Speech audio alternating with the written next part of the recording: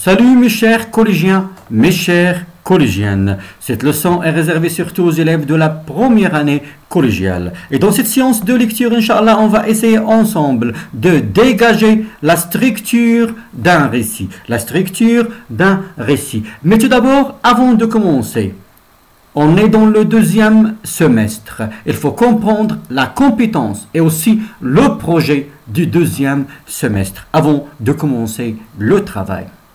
Alors, dans la deuxième partie, période 2, la compétence visée, c'est comprendre et produire un texte descriptif. On a vu dans la première partie, on a vu le conte, on a un texte narratif. Alors, dans la deuxième partie, on va comprendre et produire un texte descriptif. Et toujours, on a un projet en relation avec notre projet. Notre projet, c'est produire un récit court et simple d'une sortie, ou d'une excursion ou d'un voyage ou d'une aventure et intégrer la description d'une personne, d'un lieu, d'un animal et d'un objet. Alors maintenant, j'espère que vous avez compris pourquoi on va essayer de décrire une personne, un lieu, un objet, un animal. C'est parce que on va insérer ces descriptions dans notre récit qu'on va raconter. On va raconter un récit qui est court. Je vous rappelle, le récit, ça veut dire l'histoire.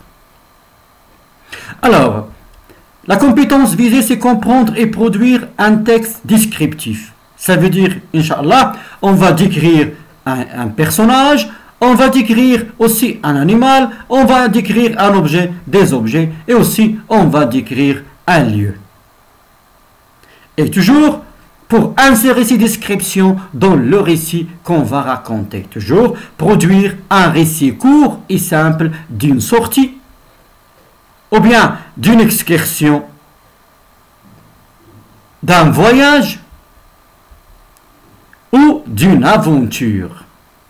Et intégrer la description d'une personne, d'un lieu, d'un animal et d'un objet dans notre récit. Alors maintenant, j'espère que vous avez compris la relation entre notre projet et aussi la compétence visée. Commençons par la première leçon, la leçon de lecture. Donc, on est toujours dans la séquence 1.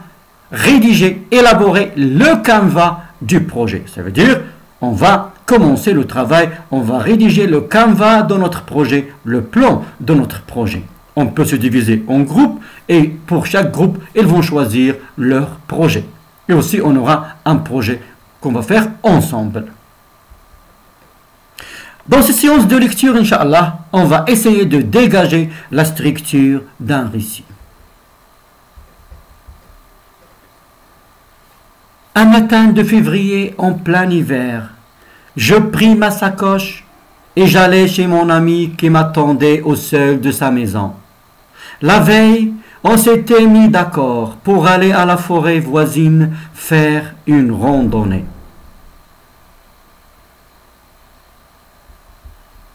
2 minutes après, nous prîmes la route qui était pleine de boue et de cailloux. Nous marchions pendant une demi-heure avant d'apercevoir les premiers arbres. Nous traversâmes la forêt par un petit sentier serpentin. Nous rencontrâmes un garde forestier accompagné d'un grand chien. Arrivés près d'un rocher, nous déposâmes nos sacoches et nous allâmes faire le tour du lieu. Nous vîmes des plantes rares, des oiseaux variés et de petits insectes bizarres. Un berger qui est passé par là avec son troupeau, portant un beau chapeau bien décoré, nous donne de lait de chèvre. Vers 15 heures, un orage éclata.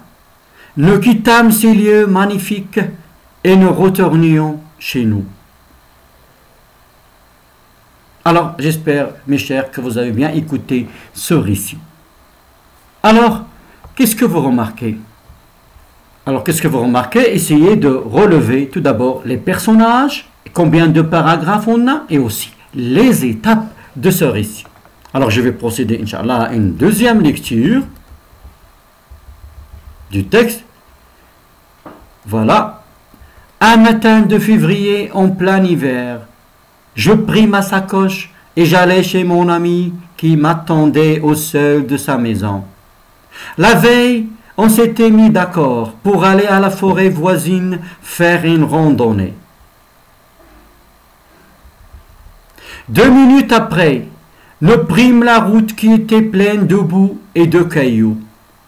Nous marchions pendant une demi-heure avant d'apercevoir les premiers arbres. Nous traversâmes la forêt par un petit sentier serpentin. Nous rencontrâmes un garde forestier accompagné d'un grand chien. Arrivés près d'un rocher, nous déposâmes nos sacoches et nous allâmes faire le tour du lieu. Nous vîmes des plantes rares, des oiseaux variés et de petits insectes bizarres. Un berger qui est passé par là, avec son troupeau, portant un beau chapeau bien décoré, nous donne de lait de chèvre.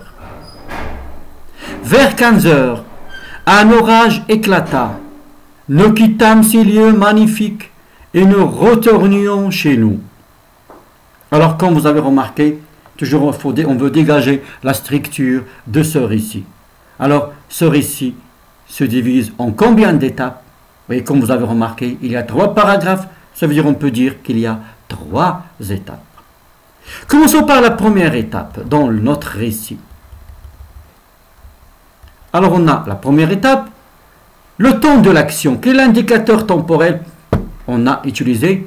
Un matin de février. Alors la première étape, c'est le début de récit. Quels sont les personnages? Oui, très bien. Alors on a les personnages, il y a le narrateur, qu'on a présenté, le narrateur et son ami. Alors, pourquoi le narrateur est allé chez son ami? Qu'est-ce qu'ils vont faire? Voilà, ils vont faire une randonnée. Ça veut dire les préparatifs, ils vont faire une randonnée. Deuxième paragraphe. Par quoi on a commencé le deuxième paragraphe? L'indicateur de temps, 2 minutes après. Les actions ne priment la route. Ça veut dire qu'ils ont pris la route. Comment était la route? Était pleine de boue et de cailloux. Toujours, lorsqu'on raconte, il y a des descriptions. Parce qu'on veut que le lecteur, il vit avec nous l'atmosphère. 2 minutes après, nous prîmes la route qui était pleine de boue et de cailloux. Nous marchions pendant, voilà ce qu'on a fait, nous marchions pendant une demi-heure avant d'apercevoir les premiers arbres. Nous traversâmes la forêt par quoi? Par un sentier, voilà le sentier serpentin. Sentier, le chemin de la forêt se forme d'un serpent. Le sentier serpentin. Quel est le premier personnage qu'ils ont rencontré? Nous rencontrâmes un garde forestier accompagné d'un grand chien. Toujours dans le deuxième paragraphe, maintenant, où sont les 2 enfants arrivés près d'un rocher? Maintenant, ils sont près d'un rocher. Qu'est-ce qu'ils ont fait? Nous déposâmes nos sacoches et nous allâmes faire le tour des lieux. Dans notre récit, dans notre randonnée, on va raconter ce qu'on a vu. Nous vîmes des plantes rares. Ils ont vu des plantes rares. Des oiseaux variés. Et quoi encore? Et aussi des insectes bizarres. Il y a une autre personne qu'ils vont rencontrer. Un berger qui est passé par là. Voilà, un berger avec son troupeau, portant un beau chapeau, bien décoré. Il nous a donné du lait de chèvre. Il leur a donné des laits de chèvre. Maintenant, le troisième paragraphe. Alors, le deuxième paragraphe, c'est les événements. On a parlé des événements. Troisième paragraphe, vers 15 heures, un orage éclata. Nous quittâmes ces lieux magnifiques et nous retournions chez nous. Pourquoi un orage éclata? Vers 15 heures, ici, on est arrivé à la fin de la promenade. Les enfants, est-ce qu'ils vont rester dans la forêt? Un orage éclata. Est-ce qu'ils vont rester dans la forêt? Non. Nous quittâmes ces lieux magnifiques. Regardez bien, magnifique. Ça veut dire tout était bien. Ça veut dire la description même était valorisante. C'est la fin de récit. Alors, en combien de parties s'organise ce récit? C'est en 3 parties. Alors maintenant, voilà des insectes. Voilà le sentier serpentin. Berger avec son troupeau. Maintenant, on va relever les personnages de ce texte. Comme vous avez écouté, il y a les personnages principaux dont on a parlé, les 2 personnages. Il y a le narrateur et son ami. Le narrateur, c'est lui qui raconte l'histoire. Et aussi les personnages, ou bien les personnes qu'ils ont rencontrées. Il y a le garde forestier et le berger. Maintenant, on va compléter le texte. Déjà, on a vu le premier paragraphe. Par quelle expression commence le premier? Ou bien, quelles sont les expressions de temps utilisées dans le premier paragraphe? Alors, quelles sont les expressions? On a déjà relevé dans le premier paragraphe, un matin 2 février. Et on a remarqué aussi à quel temps sont conjugués les verbes dans le premier paragraphe. On raconte l'imparfait et le passé simple. Dans le deuxième paragraphe, déjà on a vu 2 minutes après l'indicateur temporel. Les temps verbaux qu'on a utilisés toujours, on a l'imparfait et le passé simple. Maintenant, dans le troisième paragraphe, on a vers 15 heures. Et toujours, les temps verbaux utilisés, c'est l'imparfait et le passé simple. Regardez bien dans le texte, l'imparfait et le passé simple. Vers 15 heures, un orage éclata. Éclata, nous quittâmes les lieux magnifiques et nous retournions. Le verbe retourner à l'imparfait. Éclata, passé simple. Quittâmes, passé simple. La même chose, déposâmes nos sacoches. Voilà. Allâmes, vîmes. Et ainsi de suite. Voilà, on a vu que la plupart des verbes sont conjugués soit à l'imparfait, soit au passé simple.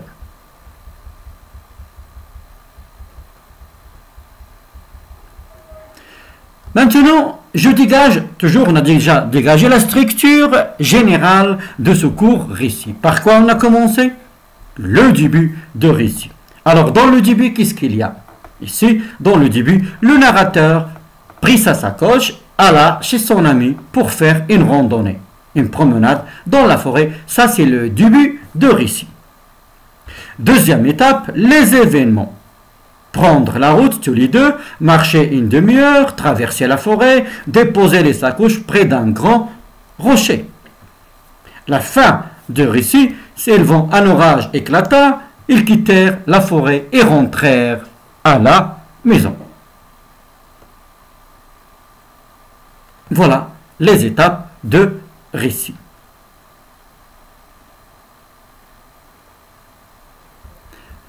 Maintenant, je retrace l'itinéraire du narrateur depuis qu'il a quitté sa maison. Je retrace l'itinéraire. Qu'est-ce que ça veut dire l'itinéraire? Ça veut dire le chemin qu'il a parcouru dès la sortie de la maison jusqu'à la fin.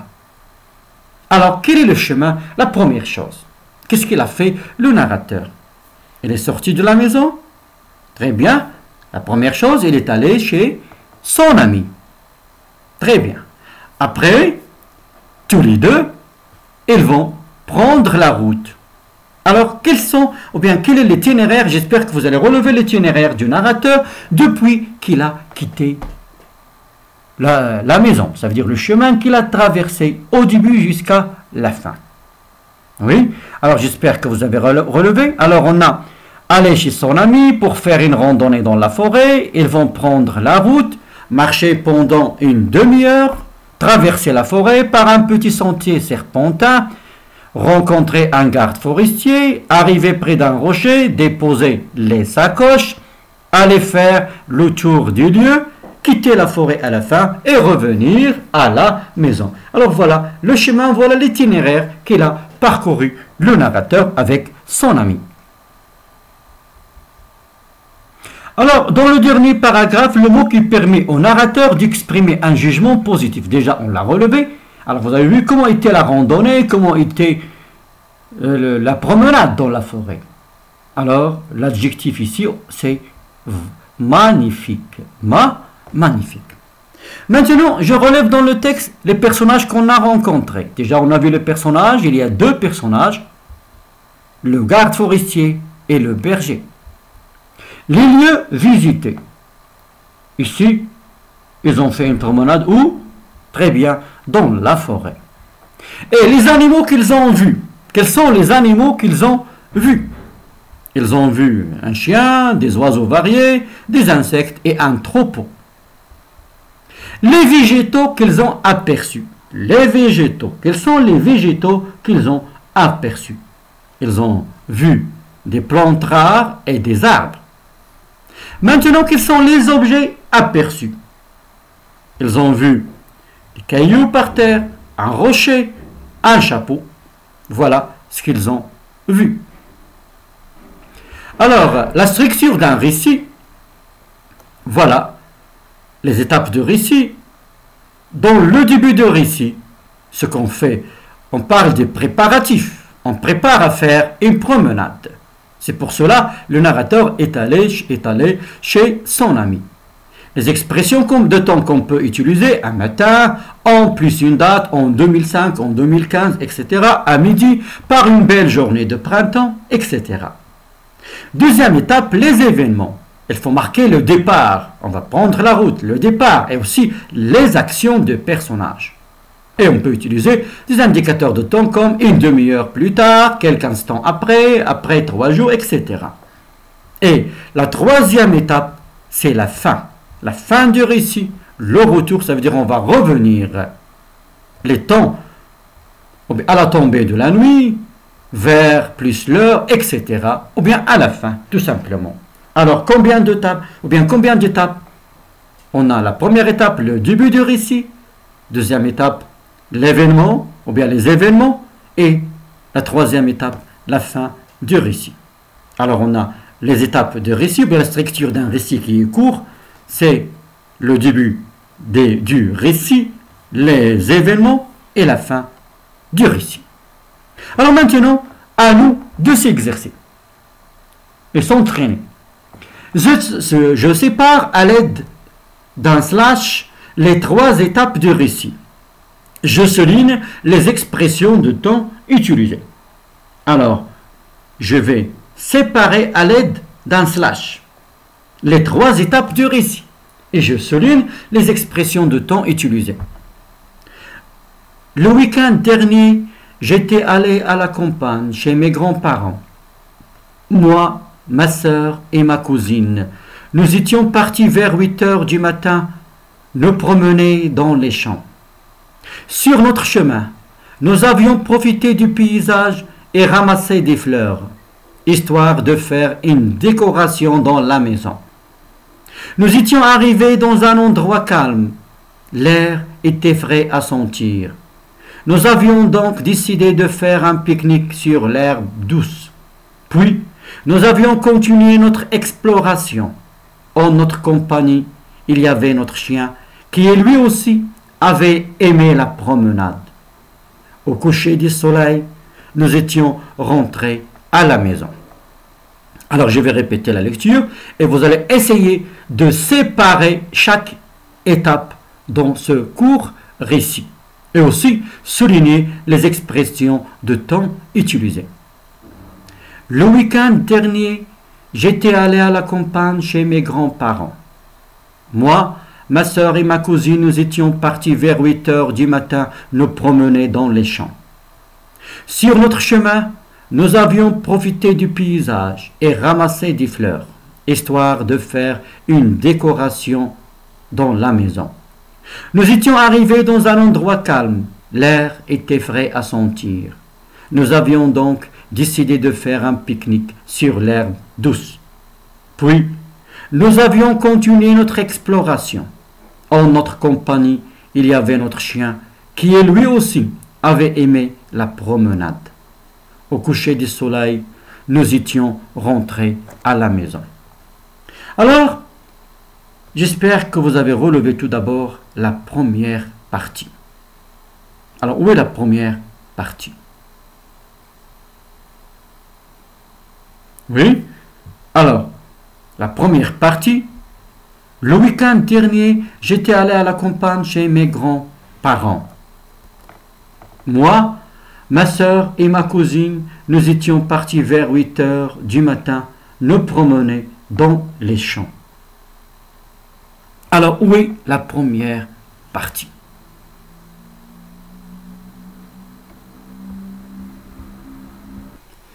Alors, la première partie, le week-end dernier, j'étais allé à la campagne chez mes grands-parents. Ça veut dire le narrateur, maintenant, il est à la campagne. La deuxième partie, il va nous parler qu'est-ce qu'ils ont fait pendant qu'ils étaient à la campagne ce week-end. Moi, ma soeur et ma cousine, nous étions partis vers 8 heures du matin nous promener dans les champs. Voilà l'action. Ils vont aller se promener dans les champs. Et qu'est-ce qu'ils ont vu dans sur notre chemin? Nous avions profité du paysage, ramassé des fleurs, histoire de faire une décoration dans la maison. Voilà pourquoi ils ont ramassé des fleurs. Nous étions arrivés dans un endroit calme. L'air était frais à sentir. Nous avions donc décidé de faire un pique-nique sur l'herbe douce. Puis, nous avions continué notre exploration. En notre compagnie, qu'est-ce qu'il y a? Il y avait un chien. Il y avait notre chien qui, lui aussi, avait aimé la promenade. Alors ici, on a parlé des événements. Et la fin de l'histoire, au coucher du soleil, nous étions rentrés à la maison. Au coucher du soleil, nous étions rentrés à la maison. C'est la fin de l'histoire. La fin de l'histoire. On peut même ici dire que le premier paragraphe commence. Le week-end dernier, j'étais allé à la campagne chez mes grands-parents. Moi, ma soeur et ma cousine, nous étions partis vers 8 heures du matin nous promener dans la forêt. On a commencé, on a dit le début, voilà ce qu'on va faire. Faire une promenade dans les champs. Maintenant, on va relever les indicateurs temporels. Les indicateurs temporels. Le premier indicateur temporel, c'est le week-end dernier. Quel est le deuxième indicateur temporel? Oui, vers 8 heures. Le troisième indicateur temporel, c'est au coucher du soleil. Au coucher du soleil. Alors voilà, on a relevé les étapes, la structure de ce récit, et aussi on a relevé les indicateurs temporels qu'on a utilisés dans ce récit. Alors en attendant, Inch'Allah, les prochaines leçons, à bientôt mes chers.